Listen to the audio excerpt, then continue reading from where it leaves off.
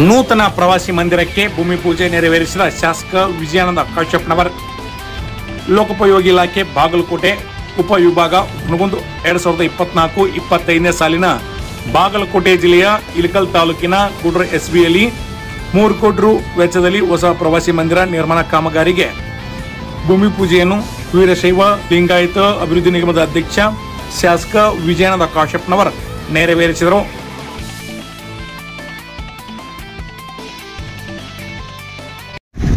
ಇದರ ಅಂದಾಜು ಮೊತ್ತ 3 crores 300 lakhs. ಇದನ್ನು 4059ನಲ್ಲಿ ಸಾಹೇಬರು 1 ವರ್ಷದ ಹಿಂದೆ ಅಪ್ರೂವ್ ಮಾಡಿಸಿ ನಾವು ಎಲ್ಲ ಟೆಕ್ನಿಕಲ್ ಸೆಕ್ಷನ್ ತಗೊಳ್ಬೇಕಾಗಿರೋದ್ರಿಂದ ಸ್ವಲ್ಪ ವಿಳಂಬವಾಯಿತು. ಸಾಹೇಬರು ಅದರ ಬಗ್ಗೆ ಬಹಳಷ್ಟು ಶ್ರಮ ವಹಿಸಿ ಈ ಒಂದು ಕಟ್ಟಡದ ನಕ್ಷೆಯನ್ನು ತಯಾರು ಮಾಡಿ ಅಂದಾಜು ಪತ್ರಿಕೆಯನ್ನು ಟೆಕ್ನಿಕಲ್ ಆಗಿ ತಯಾರಿಸಿ ಕಟ್ಟಡ ನಿರ್ಮಾಣಕ್ಕೆ ನೀಡಿದ ಈ ಜಮೀನು ತಲಾಟೆಯವರು ಕೂಡ ಒಳ್ಳೆಯ ತ್ವರಿತಗತಿಯಲ್ಲಿ ಸಾಹೇಬರು ಹೇಳಿದ ತಕ್ಷಣ ಮಾಡಿಕೊಟ್ಟರು. 3 ಎಕರೆ ಜಮೀನು ಕೊಟ್ಟರೆ ಇನ್ನೂ 2 ಎಕರೆ ಜಮೀನು ನಮಗೆ ಕೊಟ್ಟರೆ ಸಾಹೇಬರು ಹೇಳಿದ್ರು ಈಗ ಹೆಲಿಕಾಪ್ಟರ್ನು ಇಲ್ಲಿ ಮಾಡ್ಕೊಳ್ರಿ ಹಿರೇಮಠ ಅಂತ ಹೇಳಿದರು.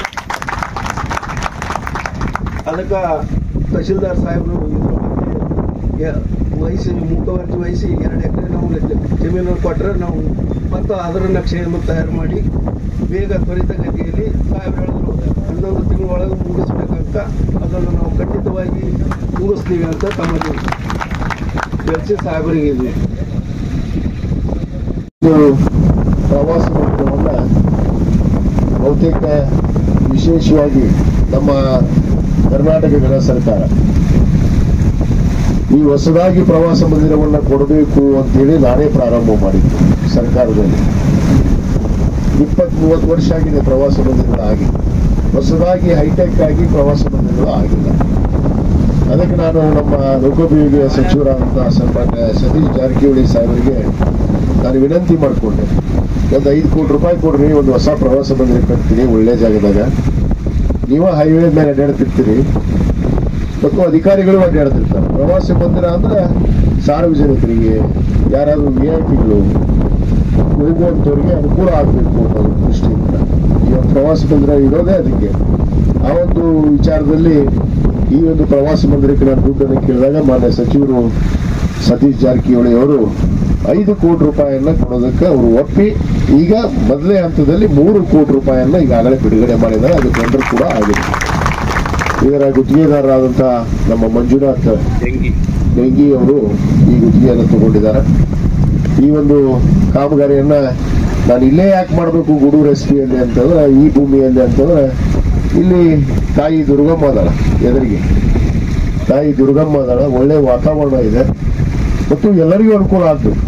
ಬಹುತೇಕ ಇಲ್ಲಿ ನಿಮ್ಮ ಸಣ್ಣ ಪುಟ್ಟ ಕಾರ್ಯಕ್ರಮಗಳು ನಮ್ಮ ಗ್ರಾಮೀಣ ಮಟ್ಟದಲ್ಲಿ ಇದ್ರೂ ಕೂಡ ಅದನ್ನ ಇಲ್ಲಿ ನೆರವೇರಿಸೋದಕ್ಕೆ ಅನುಕೂಲ ಆಗುತ್ತೆ. ಬಹುತೇಕ ಇದು 3 ಎಕರೆ ಭೂಮಿಯನ್ನ ಈಗಾಗಲೇ ಜಿಲ್ಲಾಧಿಕಾರಿಗಳಿಂದ ನಮ್ಮ ಲೋಕೋಪಯೋಗಿ ಇಲಾಖೆಗೆ ಹಸ್ತಾಂತರ ಮಾಡಿಸಿದ್ದೀವಿ.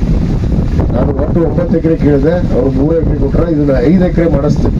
ಒಟ್ಟು 5 ಎಕರೆ ಭೂಮಿಯನ್ನ ಪ್ರವಾಸ ಮಂದಿರಗಾಗಿ ಇಲ್ಲಿ ಮಾಡುವಂಥದ್ದು. ಅದ್ರ ಜೊತೆಗೆ ಪ್ರವಾಸ ಮಂದಿರ ಅಂದ್ರೆ VIP 4 ರೂಮ್ ಅಲ್ಲ,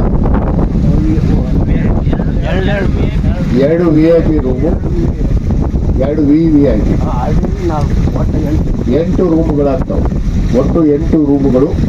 ಅದಕ್ಕೆ ಅಡಿಗೆ ಮನೆ ಇರ್ಬೋದು, ಬಾತ್ರೂಮ್ ಇರ್ಬೋದು, ಮನೆಗೆ ಏನು ಬೇಕು ಮೂಲಭೂತ ಎಲ್ಲ ಸೌಕರ್ಯವೊಂದಿಗೆ ಇದು ತಯಾರಾಗುತ್ತೆ. ಅದ್ರ ಜೊತೆಗೆ ಇಲ್ಲಿ ಹೆಲಿಪ್ಯಾಡ್ ಮಾಡಬೇಕು ಅಂತ ಕೂಡ ನಾನು ಹೇಳಿದ್ದೆ. ಇದು ಒಂದು ಸುಂದರ ಜಾಗ. ಯಾಕಂದ್ರೆ ನಮ್ಮ ಸರ್ಕಾರಿ ಹೆಲಿಪ್ಯಾಡ್ ಇಲ್ಲಿ ಇಲ್ಲ, ಅದಕ್ಕೆ ಪ್ರೈವೇಟ್ ಅದಾವೆ. ಸರ್ಕಾರಿ ಹೆಲಿಪ್ಯಾಡ್ ಅನ್ನೋದು ಒಂದು ಇದ್ರೆ ಬಹಳ ಅನುಕೂಲ ಆಗುತ್ತೆ. ಅದಕ್ಕೆ ಇಲ್ಲೇ ಒಂದು ಹೆಲಿಪ್ಯಾಡ್ ಮಾಡೋದು ಕೂಡ ಈಗಾಗಲೇ ಸೂಚನೆ ಕೊಟ್ಟಿದ್ದೀನಿ. ಅದನ್ನ ಇಲಾಖೆಯಿಂದ ನಾನು ಒಂದು ಹೆಲಿಪ್ಯಾಡ್ ಅನ್ನು ಕೂಡ ಇಲ್ಲಿ ಮಾಡಿಸ್ಕೊಡುವಂತ ಕೆಲಸ ಮಾಡ್ತೀನಿ.